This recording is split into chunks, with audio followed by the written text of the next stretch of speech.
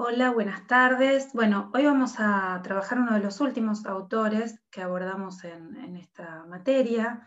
Se trata de Pierre Bourdieu, es un sociólogo contemporáneo, nació en 1930 y murió hace relativamente poco, en 2002. Él proviene del suroeste de Francia, estudió en la École Normale Supérieure y en la Facultad de Letras de París, y desde 1981 fue profesor titular de Sociología del Collège de France, que es una de las instituciones más prestigiosas de Francia. Bueno, a nosotros nos interesa establecer con estos autores, tanto con Bourdieu como con Giddens, una afiliación respecto de los autores que venimos trabajando, no porque estos autores hayan retomado a los de nuestra corriente, el culturalismo norteamericano, sino porque encontramos algunos puntos de conexión que nos parecen interesantes y que se puede percibir, digamos, estas conexiones, estas afiliaciones, ¿no? Por un lado, Pierre Bourdieu se formó dentro del estructuralismo francés y fue también discípulo, digamos, de alguna manera de Lévi-Strauss, aunque también un poco contemporáneo, en ese sentido, pero ha intentado superar un poco la visión hasta el momento, digamos, de la dicotomía subjetivista-objetivista, trascender un poco esto, encontrar lo que ha denominado como una perspectiva relacional, ¿no? Un enfoque relacional. Ha trabajado muchísimos temas con una diversidad tan amplia que van desde el tema de la fotografía, el gusto por ciertas líneas artísticas más clásicas, ¿no? como la música, la pintura, etc., pasando por fuertemente una investigación en la que sí ha tenido mucha relevancia, que es la cuestión de lo escolar en todos sus niveles, ¿no? Y que es un aporte muy significativo realmente en el campo de la educación. Y además, creo que uno de los mayores méritos de Bourdieu es rescatar que se puede realizar sociología, o podríamos pensar antropología, con lo que él llama objetos de estudio indignos, ¿no? Porque él dice, bueno, históricamente la sociología se dedica al estudio de la religión, del parentesco, etcétera, así como en la antropología, algunos puntos de contacto. Dice, pero podemos encontrar en otros temas más nuevos o menos sacralizados, dice él, las mismas propiedades que podemos encontrar en estos temas más clásicos, ¿no? Y por ejemplo, uno de los temas que estudia, que nosotros vamos a mencionar brevemente hoy, es el campo de la moda también. Y él dice, bueno, estos objetos indignos igual nos permiten echar luz sobre la perspectiva sociológica o el análisis sociológico, ¿no? Eso es un elemento importante porque nos abre a la posibilidad de tener cualquier objeto de estudio. Cualquier objeto de estudio es digno, dice él, ¿no? De investigación. Bien, y Bourdieu, si bien está formado en sociología, él también realiza trabajo de campo en la Cabilia, en Argelia, o sea que también ese es su primer trabajo después de que se recibe, y bueno, después se dedica más al tema, sobre todo la educación, pero también ha abordado cuestiones relacionadas con lo femenino y lo masculino, con la cuestión más fuerte respecto del machismo, lo patriarcal, todos estos temas que ahora están tan en vigencia y que bueno, él los viene trabajando o los fue trabajando durante años. La idea en esta clase es hacer una presentación general de algunos de los conceptos clásicos de Bourdieu. A ver, lo principal es su teoría de los campos, ¿no? A partir de esa teoría él va a estructurar todo un armado conceptual que tiene una serie de elementos que nosotros vamos a tratar de ir desgajando hoy, y que si bien puede presentar un cierto grado de complejidad, cuando ustedes leen también algún ejemplo concreto, se van a dar cuenta que es más accesible de lo que parece. Por eso, el planteo que les hago es hay una serie de textos, ¿no? Que para mí van de menos complejos a más complejos, por eso les recomiendo que los lean en este orden.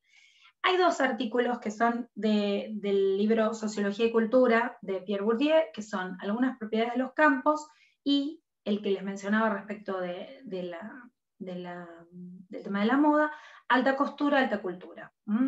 Que él ahí hace un parangón con este tema de la alta costura, ¿no? En Francia, sobre todo por el lugar que ocupa en Francia el tema de la moda y la alta costura, ¿no?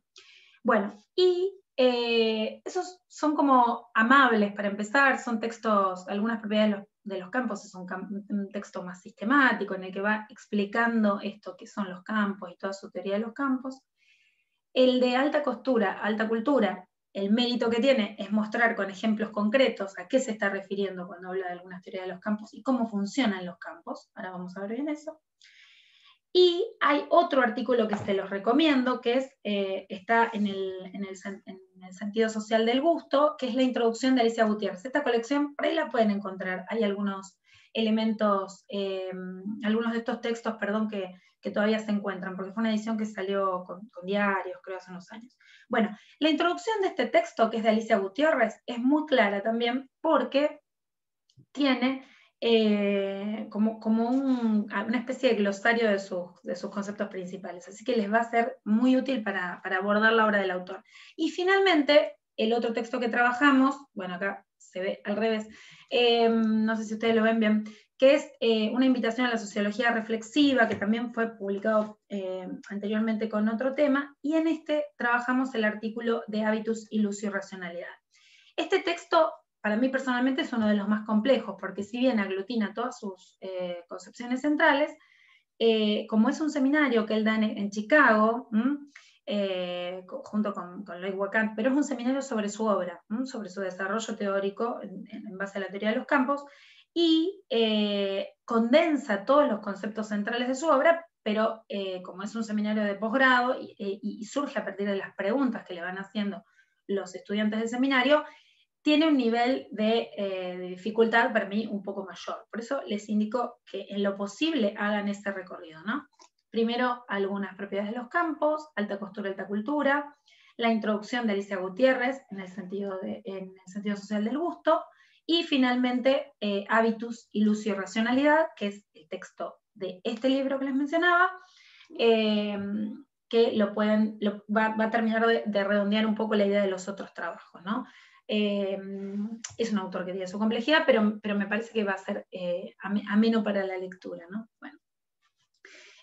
Precisamente lo que él menciona en ese texto de algunas propiedades de los campos, va dando definiciones, ¿no? También respecto de qué es el campo, ¿no? Bueno, él va a decir, es un espacio estructurado de posiciones, cuyas propiedades dependen de su posición en dichos espacios y pueden analizarse en forma independiente de las características de sus ocupantes.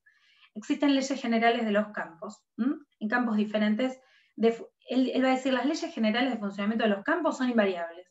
Quiere decir, yo puedo aplicar ese constructo teórico, ese modo de analizar la realidad, a distintos campos: el campo de la política, el campo de la filosofía, el campo de la religión, el campo educativo, el campo de la moda.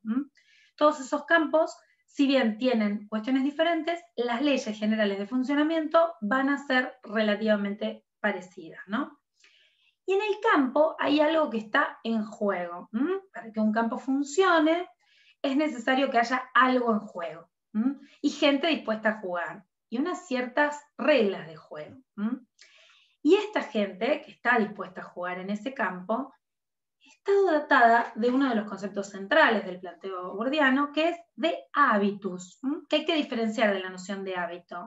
Después vamos a retomar una cita en la que por ahí explica un poco más claramente por qué no hábito y por qué hábitus, porque elige la noción de hábitus. Que implican, va a decir él, el conocimiento y reconocimiento de las leyes inmanentes del juego. O sea, cuando yo me meto en un campo a jugar, a participar, sería por ahí más la palabra más destinada, yo estoy incorporando las reglas de ese campo, básicamente respetándolas, y las tengo que conocer muy bien, porque si no yo no voy a poder manejarme concretamente bien y correctamente dentro de ese campo. Lo que no implica que el campo sea un lugar etéreo y en el que no sucede nada, ¿no? Todo lo contrario. El campo es un espacio de lucha. Cada lugar que nosotros tenemos que pensar campos como esto, como el campo político, como el campo de la educación, y por lo tanto dentro de cada uno de esos campos siempre se constituye en un espacio de lucha. ¿Por qué? Porque los que están ocupando los lugares dominantes en el campo desde tiempos más remotos, siempre van a tener una intención de mantener ese status quo, de que eso no se modifique. los nuevos ingresantes al campo van a pujar, van a luchar para tratar de ocupar un lugar dominante o hegemónico. Entran desde una posición más subalterna e intentan ocupar un lugar hegemónico, ¿no? Y por eso es importante el tema de las luchas dentro del campo, que no las tenemos que pensar necesariamente de una manera conflictiva, pero sí de una manera que a veces articula ciertos elementos de tensión, ¿no? De poder ahí y de tensión. Bien, y otro de los conceptos centrales, o sea, vayan anotando, por un lado campo, por otro lado hábitus, esas disposiciones estructuradas y estructurantes, va a decir él, lo vamos a revisar, que nos permiten conocer además las reglas del juego y participar en ese campo. Y otro de los conceptos central es el de capital. El que va a decir, hay un capital específico que se juega en el campo, que se dirime en el campo, ¿no? Y por el cual nosotros, de alguna manera, como miembros de ese campo, luchamos, ¿no? Si nosotros pensáramos en el campo académico, podría ser el conocimiento, pero también podría ser la divulgación de ese conocimiento, o el reconocimiento dentro del ámbito académico a través de diferentes vías. Bueno. Entonces hay un capital específico por el cual luchan aquellas personas que integran el campo, ¿no? Y quienes monopolizan ese capital específico son los que van a ocupar ese lugar hegemónico que les decía, o dominante, y van a tender siempre a llevar a cabo estrategias de conservación. Van a tratar de que todo quede como está, de que todo funcione de la misma manera. Por el contrario, quienes sean nuevos y entren al campo, van a tratar de establecer estrategias de subversión, van a tratar de modificar ese orden, van a tratar de ocupar esos lugares dominantes o hegemónicos a través de lo que él va a llamar revoluciones parciales. Él va a decir, nunca se puede dar una revolución total dentro del campo porque destruiría el campo, y porque para entrar en cualquier campo hay necesariamente una inversión de tiempo y a veces de dinero, muchas veces de las dos, que implica que uno no va a poner en riesgo el campo. Por ejemplo, pensemos en el campo académico en el que estamos nosotros, ¿no? En el campo de la antropología. Uno puede, después de haberse recibido o estando cerca de recibirse de antropólogo, empezar a participar en congresos, en instancias académicas, e intentar modificar algunas de las reglas del campo, pero siempre dentro de un marco que no destruya el campo,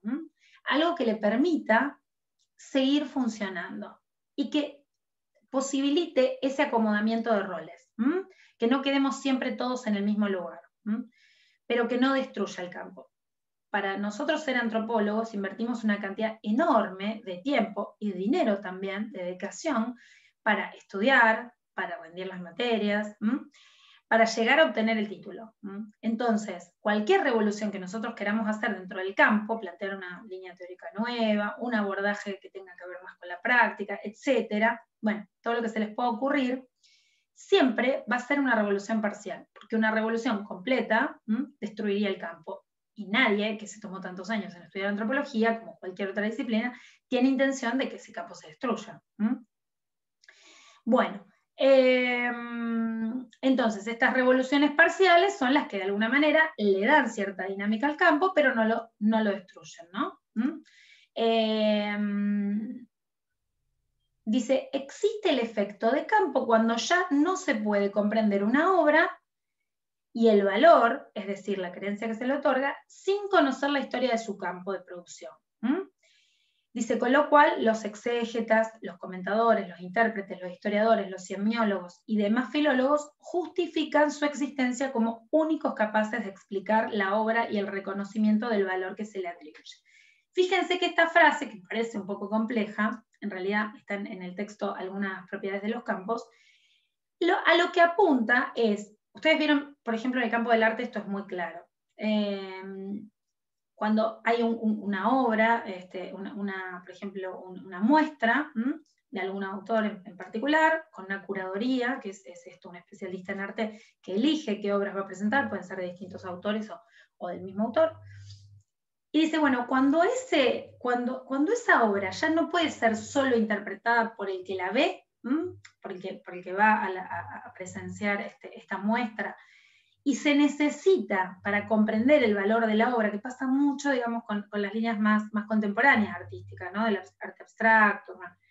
Y ya no se puede comprender la obra sin la explicación del especialista, dice, entonces se produce el efecto de campo, ¿no?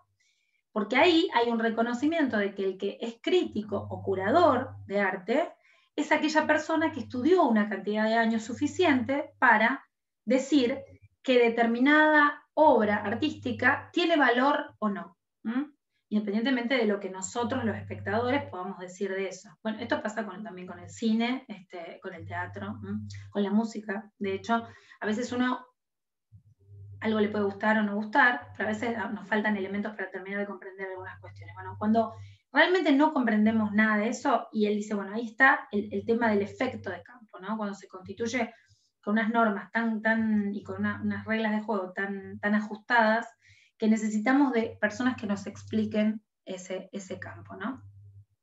Dice, en el caso del campo científico, dice, se reconocen como legítimos cuando los propios miembros del campo, respecto de los problemas científicos, los investigadores, los intelectuales, los académicos, etcétera, lo reconocen como tal en virtud de la lógica de historia del campo. Va a decir, bueno, no cualquier tema es necesariamente tomado como legítimo. Bueno, por eso es interesante esta cuestión que él dice respecto de que en realidad cualquier tema es digno de análisis, ¿no? Pero es verdad que lo legitima es el mundo académico. Bueno, y el habitus va a decir, retomando un poco este concepto anterior que mencionábamos, es a la vez un oficio, un cúmulo de técnicas, de referencias y un conjunto de creencias, que son a la vez la condición para que funcione el campo y el producto de dicho funcionamiento. La estructura del campo es un estadio de la relación de fuerzas entre los agentes o las instituciones que intervienen en dicha lucha, o la distribución del capital específico que ha sido acumulado durante luchas anteriores y que orientan las estrategias ulteriores. Imagínense que cuando nos referimos, por ejemplo, a cualquier campo, pero vamos a pensar en el campo político, podemos pensar en agentes, ¿no?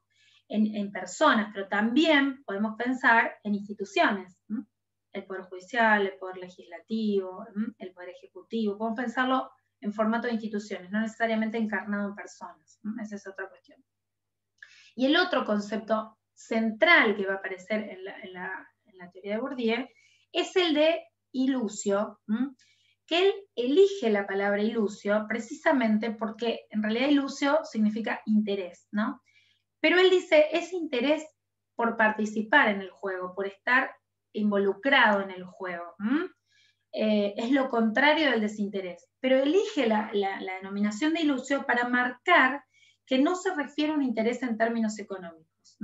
Dice, bueno, la noción de interés siempre tuvo esa pata economicista que a mí no me sirve para este análisis, ¿no? Y que quiero separarla de eso. Entonces, elige el término de ilusio. Pero recuerden que si en alguna de las traducciones, porque a veces aparece como interés, habla de interés, en realidad está hablando de un interés por estar involucrado, por jugar, por participar del juego, por formar parte del campo, pero no un interés en sentido económico. Después puede haber una implicancia económica en la participación en ese campo, pero el interés genuino es por participar en el campo.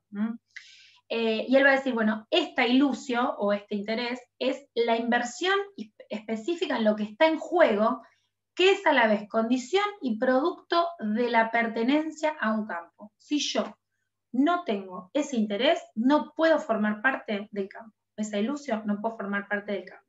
Si no tengo o no porto ese hábitus, no puedo formar parte del campo. O sea, yo necesito, de alguna manera, formarme, conocer, ser parte, constituirme en algún momento como parte de ese campo, para que realmente pueda formar parte de él.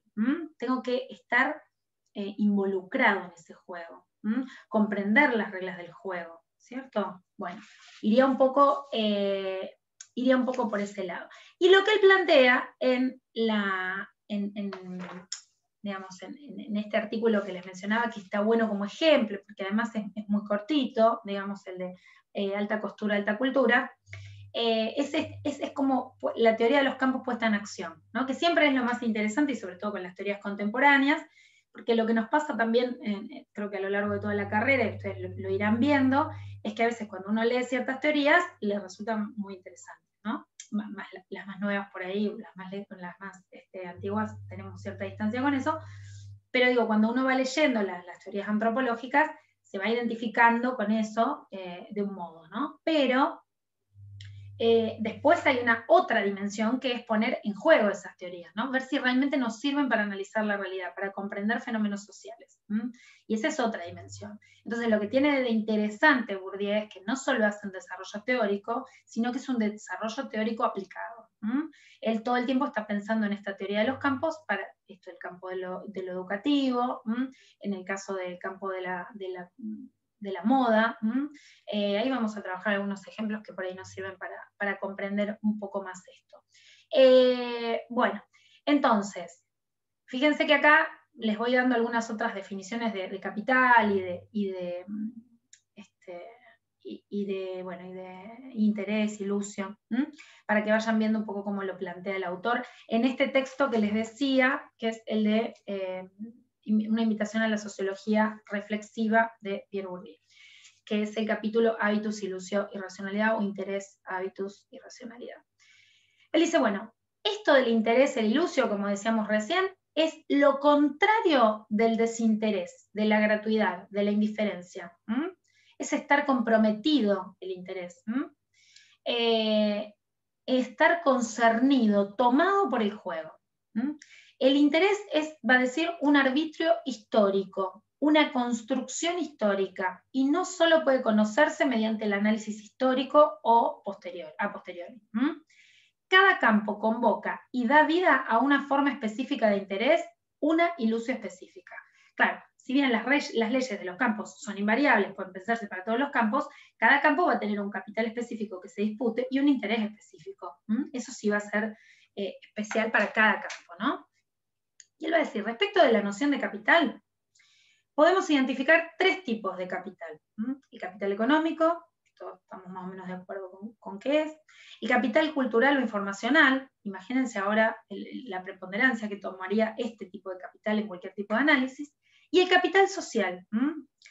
El capital social es aquello con lo que uno cuenta respecto de las relaciones sociales que ha ido forjando. No solo uno, sino además podrían ser relaciones sociales heredadas, ¿no? Digo, si yo pertenezco a una clase social, con la cual tengo muchos vínculos con empresas y con cuestiones económicas, va a ser probablemente mucho más sencillo que me inserte en ese ámbito de trabajo que si estoy en uno donde no las tengo. Ese capital social, o sea, también se retroalimenta con el capital económico. Pero el capital social es el conjunto de redes, de relaciones sociales que me permiten estar inserto en la sociedad, ¿no? Y que cada clase social contará también con lo suyo, ¿no? Bueno, el capital económico, ustedes todos saben lo que es, y el capital cultural e informacional, él también a veces dice, capital puede ser cultural institucionalizado, puede ser la obtención de un título, o sea, yo me formo para obtener ese capital cultural, y se vuelve institucionalizado cuando obtengo el título, por ejemplo, de grado de la carrera. Y después dice, hay un capital simbólico que es una forma que de estas especies adopta cuando se la entiende a través de la categoría de percepción, que reconocen su lógica específica o desconocen la arbitrariedad de su posesión y acumulación. Es un capital que atraviesa a todos los demás, ¿no? También, como un capital que podríamos pensar transversal a todos los demás. El capital, va a decir él, es el trabajo acumulado que, de resultar apropiado de forma privada, es decir, exclusiva por agentes o grupos de agentes, los habilita a apropiarse de la energía social bajo la forma de trabajo, reificado o viviente. Bueno, es un capital que se acumula a través del tiempo y de la permanencia dentro de ese campo. O sea, yo incorporo el capital, por ejemplo, dentro del ámbito artístico, si soy un crítico de arte o una crítica de arte, y yo voy acumulando ese capital, y ese es el capital que después me permite definir a una obra artística como valedera o no. Es decir, esto es una buena obra artística, esta es la vanguardia de la artística, del arte contemporáneo, o decir, esta obra es algo que no sirve para nada. Ese capital que yo fui incorporando a través de mi estudio, de mi trabajo, es el que me permite a mí cierta autoridad, cierta legitimidad para hablar sobre el campo, sobre este capital que está ahí en juego, ¿no? Entonces va a decir, esto no, el capital cultural e informacional que decíamos recién puede ser encarnado, objetivado e institucionalizado. Lo que les decía recién, uno puede haber estudiado mucho y no tener de muchas cosas, o por su cuenta, autodidácticamente, pero no tener necesariamente un capital institucionalizado, que sería el título formal. Pero eso no implica que no tenga capital cultural. Inclusive lo que él dice es que el capital cultural se transmite básicamente a través de la crianza, ¿no? De estar en una casa en la que hay consumo de esto, de música, de arte, de literatura, de obras de otro tipo, puede ser también científicas. Bueno, que el capital cultural también se transmite, no solo en los medios formales de educación, sino también en las casas, ¿no?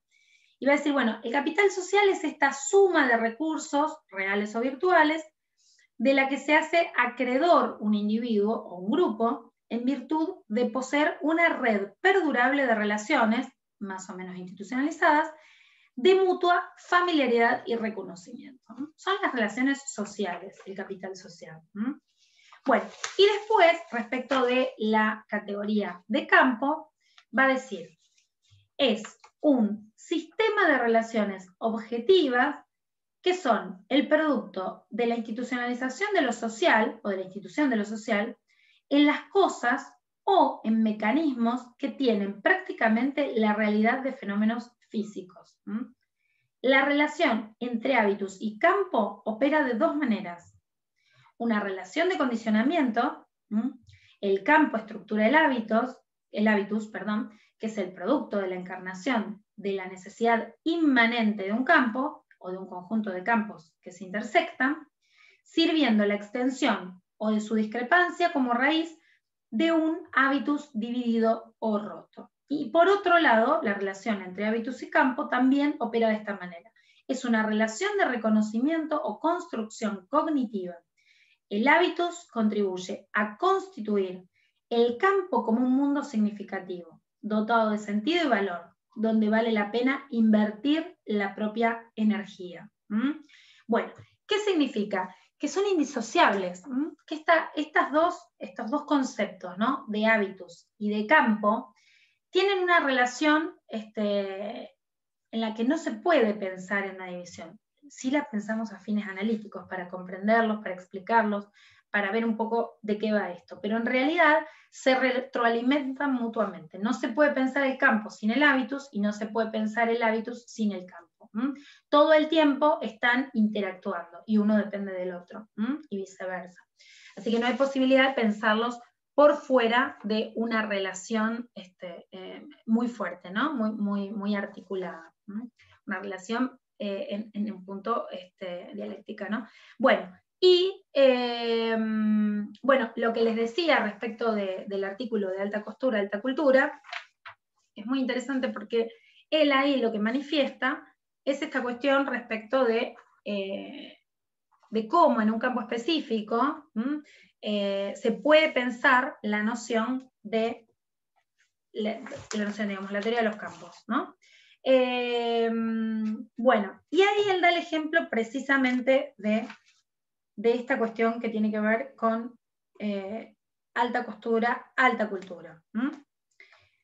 Vamos a ver alguna cuestión así más puntual. Es un articulito muy corto, tiene 4 o 5 páginas. La verdad que se los recomiendo que lo lean porque me parece que les puede dar la pauta de cómo está pensando el autor estos conceptos en acción. Sobre todo porque en general es lo que nos pasa, ¿no? Algunas líneas teóricas, por lo que les decía antes, pueden parecer muy interesantes, pero después cuando uno quiere utilizarlas, apropiarse de ellas, incorporarlas para el análisis de fenómenos sociales, suelen ser complicadas. Sin embargo, la teoría de Bourdieu, tal vez porque es un autor contemporáneo, probablemente más adelante también lo critiquemos en algunas cuestiones, tiene la capacidad de usar ese desarrollo teórico para los análisis concretos. Bueno, una cuestión importante que les señalo, entre paréntesis, pero para que la tengan en cuenta, es que la noción de hábitus también ha sido criticada, porque lo que él dice, bueno, el hábitus sobre todo se adquiere a través del proceso educativo, ¿no? Esa es la instancia en la que nosotros aprendemos a no cuestionar a las instituciones, ¿no? y al mundo tal y como nos rodea, digamos. Incorporamos el status quo de una manera que nos resulta muy difícil después cuestionarlo. Entonces muchos autores lo que le criticaron fue que esa noción de hábitus tiende más a pensar la reproducción que el cambio. Y en realidad el autor dice, bueno, en momentos de crisis, él se defiende de esta manera, en momentos de crisis el hábitus puede hacer algún clic y generar revoluciones parciales, etc. Y una cuestión importante en Bourdieu a tener en cuenta, porque bueno, vieron que los autores no son solo su obra, sino también su vida, ¿no? Y en Bourdieu está muy presente la cuestión de la militancia. Él fue participante del Mayo francés, la verdad es que tuvo siempre una actitud muy activa políticamente, es una persona que no ha tenido esa decisión entre academia y vida política, digamos, siempre estuvo muy involucrado en ambas.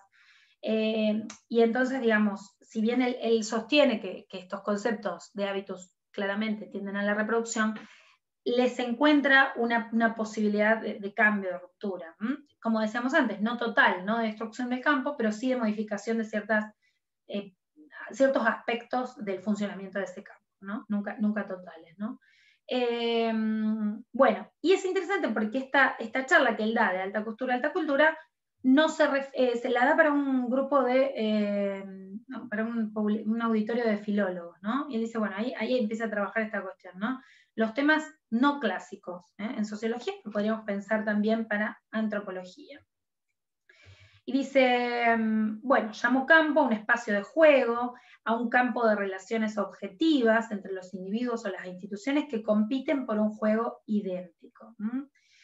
Algo que una noción que va a instalar acá respecto del conocimiento del campo y del valor del capital específico que se discute también, es la cuestión de la marca, ¿no? Cuando habla del campo de la moda específicamente.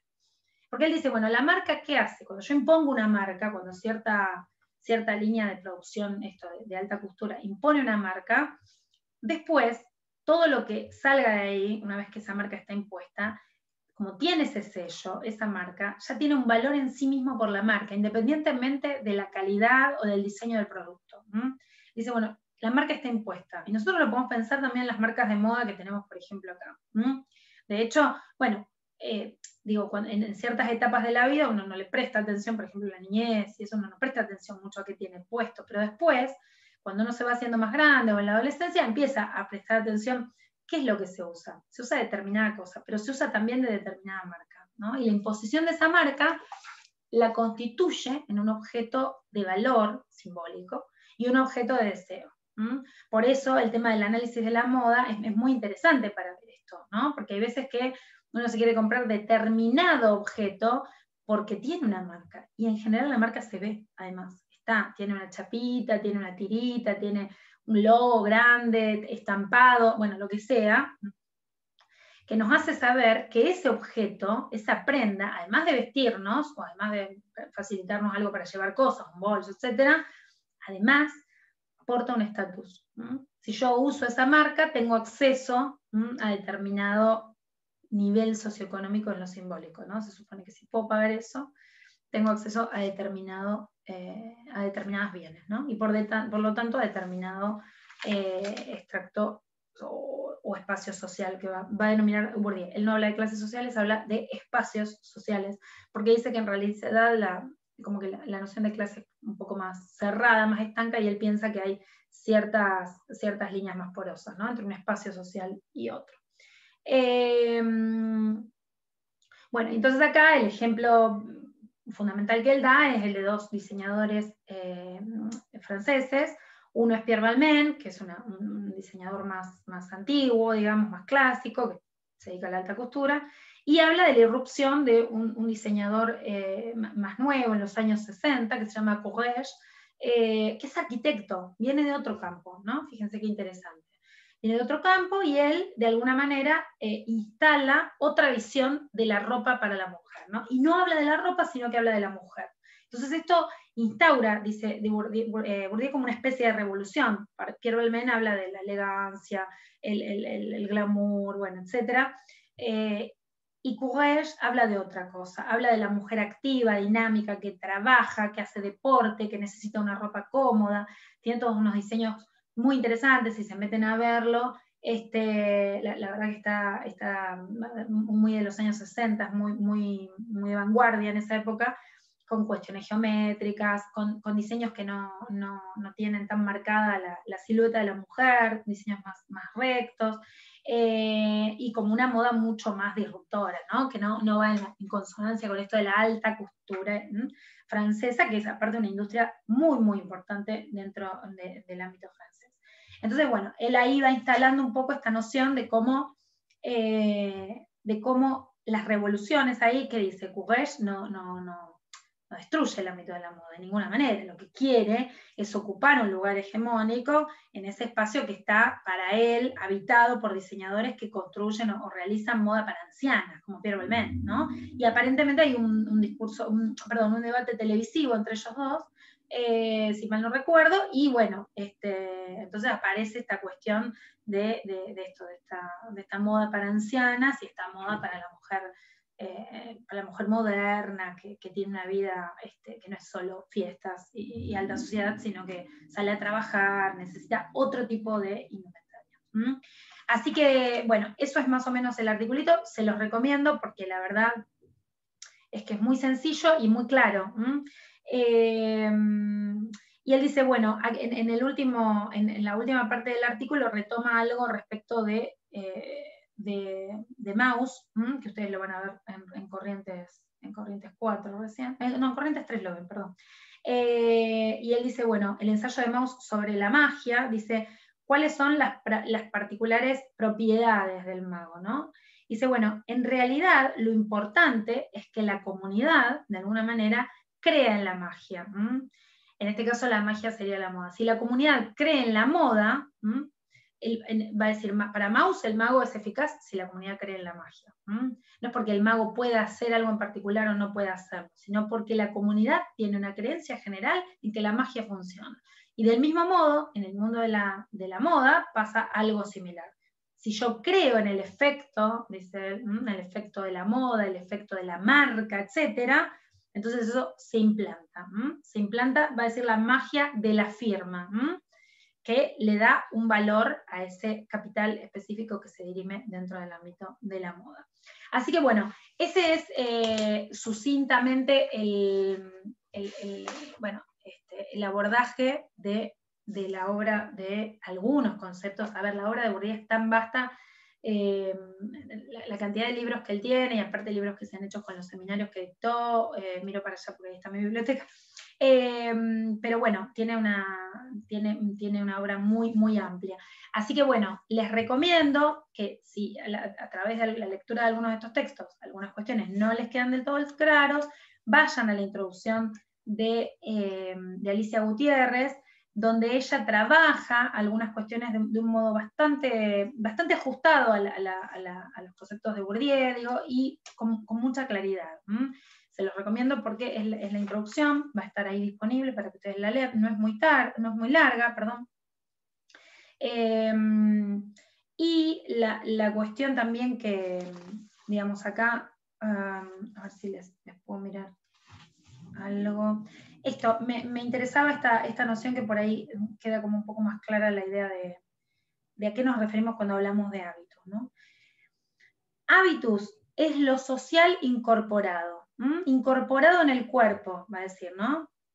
Es una estructura estructurada que se ha encarnado de manera duradera en el cuerpo como una segunda naturaleza.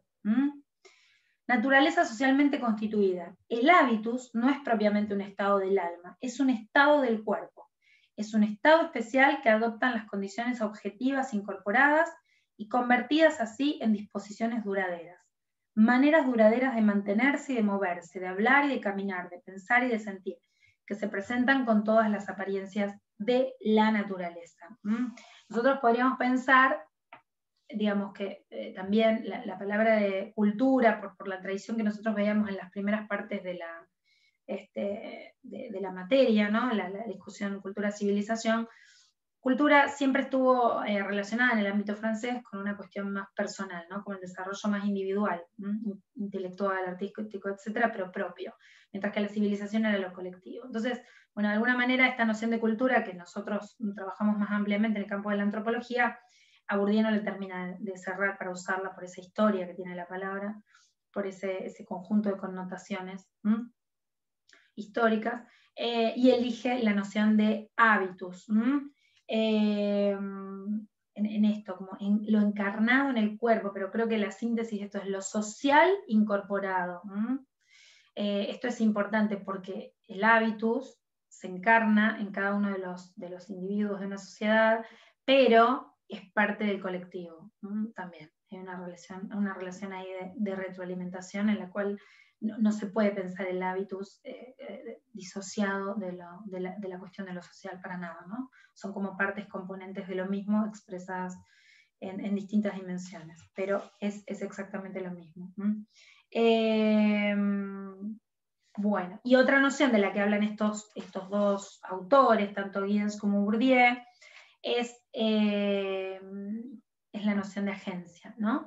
Cuando él habla de agente y Giddens también habla de agente. ¿Por qué? Porque estamos pensando en una persona, en un ser que tiene capacidad de tomar decisiones, y esto es importante, no somos meros reproductores de un orden, de un status quo. Por eso, digamos, si bien la noción de hábitos tiende a la reproducción del sistema social, también está la noción de agente que de alguna manera equilibra eso en el sentido de que la gente puede tomar definiciones, decisiones, esto, hacer pequeñas revoluciones parciales dentro del ámbito en el que se desempeña y no necesariamente siempre reproducir automáticamente aquello que le fue transmitido, no solo a nivel familiar, sino fundamentalmente a través de la educación, del sistema escolar. Bueno, este es el abordaje de Bourdieu, muy sucintamente, ya les digo, la verdad es que el autor tiene una producción tan prolífica que es difícil, pero lo que intentamos acá es tratar de darles herramientas para que ustedes puedan comprender los conceptos centrales, y a partir de eso, bueno, abordar los textos, ¿no? Esa es la idea, es como una llave que les damos para que ustedes puedan ir a leer los textos con alguna clave. Y bueno, espero que les sirva. Después, por supuesto, están las consultas, si necesitan, tienen alguna duda, y bueno, nos estamos viendo pronto. Saludos.